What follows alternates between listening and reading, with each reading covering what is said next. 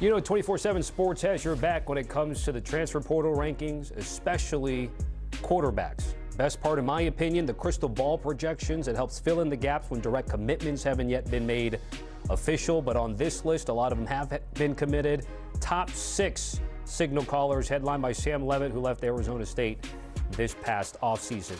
So we're back with the Cover 3 guys to talk about some of these portal additions, specifically the quarterbacks. And before we get to that now, crowded room in Baton Rouge, Chip. Sam Leavitt from ASU to LSU.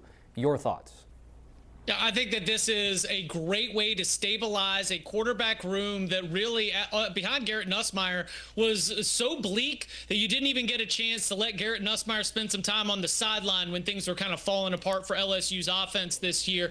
Because you've got Sam Leavitt, and then you've also been able potentially to add another piece behind him. And Leavitt is, in my opinion, a very, very good fit for a Lane Kiffin offense. He's got a ton of athletic tools. We've always known that he was there, but what do a lot of people describe Leavitt as? A gamer, which means that the same kind of success that Trinidad Chambliss or Jackson Dart have had within the structure of Lane Kiffin's offense, which does allow the quarterback to show a little creativity and take things into his own hands, Sam Leavitt can go and do that. And so I think that for LSU, this is a great way to give yourself a one-year option. The more work that they have been doing, as you mentioned, in terms of the rest of the quarterback room, that allows them to have some security for after Leavitt moves on to the next level.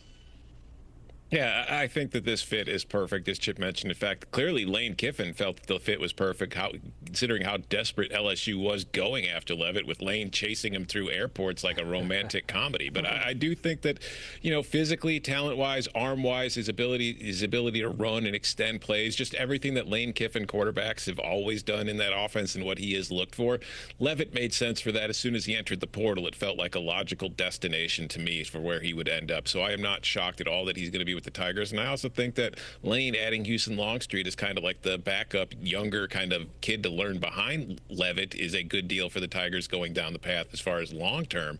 But what's concerning to me about LSU's transfer class right now is a whole lot of skill players. They've got 2 quarterbacks, running backs, wide receivers. But the problem with that offense last year was the offensive line, and I haven't seen them address that in the portal yet. So I hope the internal options are good, because if they're not, I don't know that things will look much better next year than they did this year. Just along those lines, Chip, with Longstreet, as Tom had mentioned, so do you like the plan Lane's put together with Leavitt short term, and then Longstreet, I think, still has 4 years of eligibility left to play?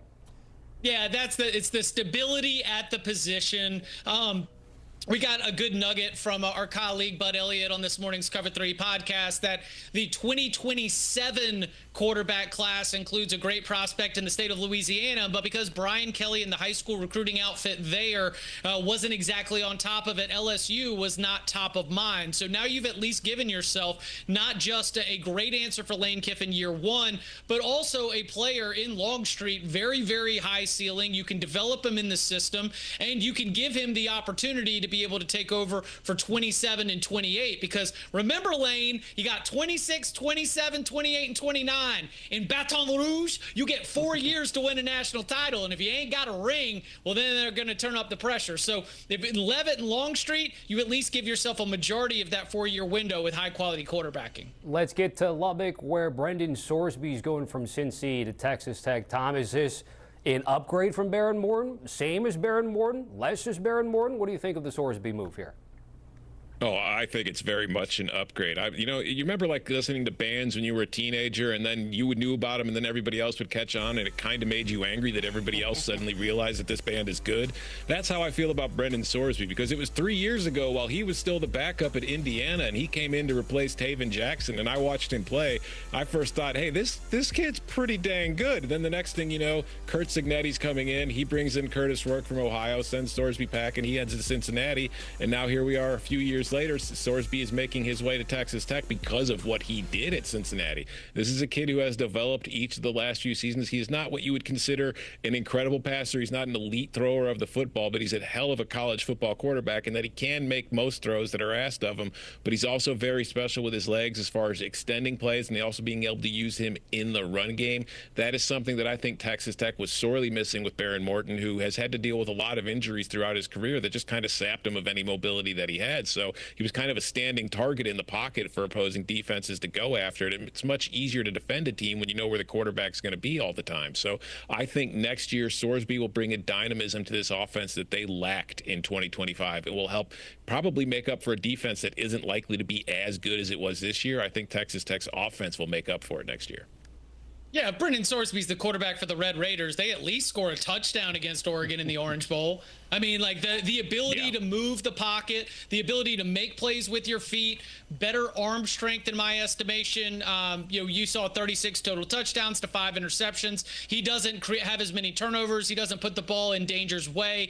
This was a Texas Tech offense that really was, they'd get a lot of reps, and because the defense gave them so many field position advantages and so many opportunities, they'd eventually hit an explosive play. That's the exact opposite of what Brendan Sorsby did. He was really leading the way and at times dragging the rest of that Cincinnati offense. I think that he is going to see even an enhancement in his production, in his profile, playing with the rest of this Texas Tech team. And while I agree with Tom that he is not going to be having the same benefits of the Texas Tech defense that we saw this past season, I still think it will be one of the best defenses in the Big 12. So Sorsby could be setting himself up for a very interesting year, being the quarterback of the heavy favorite in the Big 12, a college football playoff contender. Maybe he even sees some of his own individual accolades start to get a little bit more crystal clear and in reach as we go into 2026. Yeah, we saw Joey McGuire also have Will Hammond, who was the hero at Utah, but he tore his ACL, but they did have Morton come back there for the rest of this past season. Tom, this one's just for you. Drew Mestemaker following his head coach Eric Morris from North Texas to Oklahoma State, but the level of competition in Stillwater with a new league. What do we think about this QB? I like Mestemaker quite a bit. I think that obviously coming with Morris, knowing the offense, this helps kind of transition where you have a guy in there. You don't have to teach him everything. He already knows what he's going to be doing. You've got a lot of new players coming in. Oklahoma State has brought in more transfers than any other program in the country to this point. I think last I checked this morning, the number was at 41 players. That's quite a bit. So it's a lot of new faces. Some of them are coming from North Texas, but to get a guy who had the kind of season that he had for the North Texas this season to come in, maybe bring some stability, help be the leader on that offense, get everybody acclimated to what they're going to be doing. It's a big deal for the Cowboys. I think he's going to have a good season. Chip, DJ Lagway, Baylor.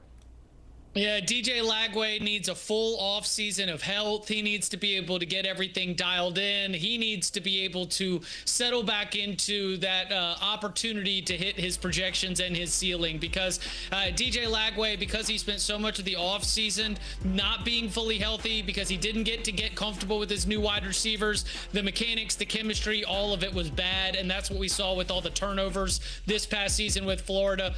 Obviously, he's got the family connection with his dad in terms of going to Baylor, but I will say that for DJ Lagway, man, a lot of this needs to be the work that happens, not necessarily July and August, but between now and July. If he really commits himself, he could be in for a big bounce back season in Waco. All right, bear the lead just a little bit, but we're going to give ample time for both of you guys to talk about what's happening in Eugene right now, because earlier this afternoon, Dante Moore says he's foregoing the draft. He's coming back to school, where Dan Lanning and the Oregon Ducks. However, Dylan Raiola coming from Nebraska as well. So, Tom, I'm going to give you first word. We've kind of seen this before, right? I was telling Katie this when Bo Nix left. Dylan Gabriel, Dante Moore. Now Dante Moore with Dylan Raiola.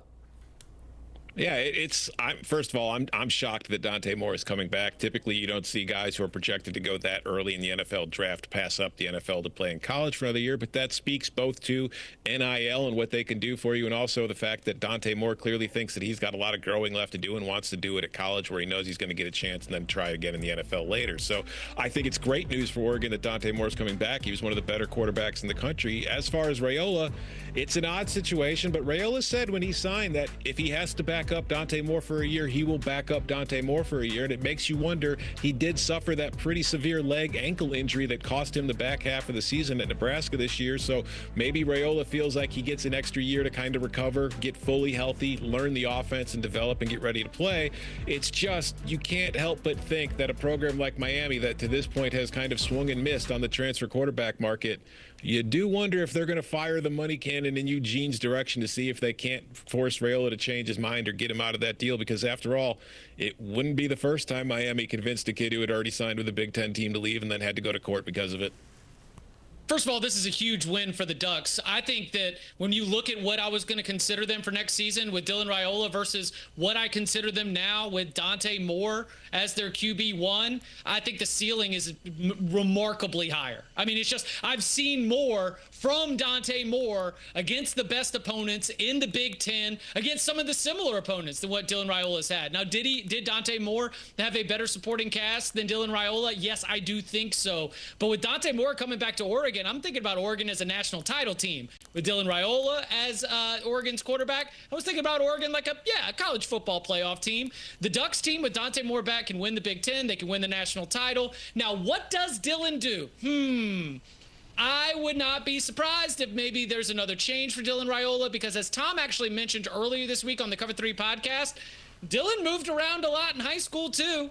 So if we start to see a situation where things are a little bit loosened up, maybe Oregon is able to allow him to go somewhere else, that would not surprise me given his own transactional history.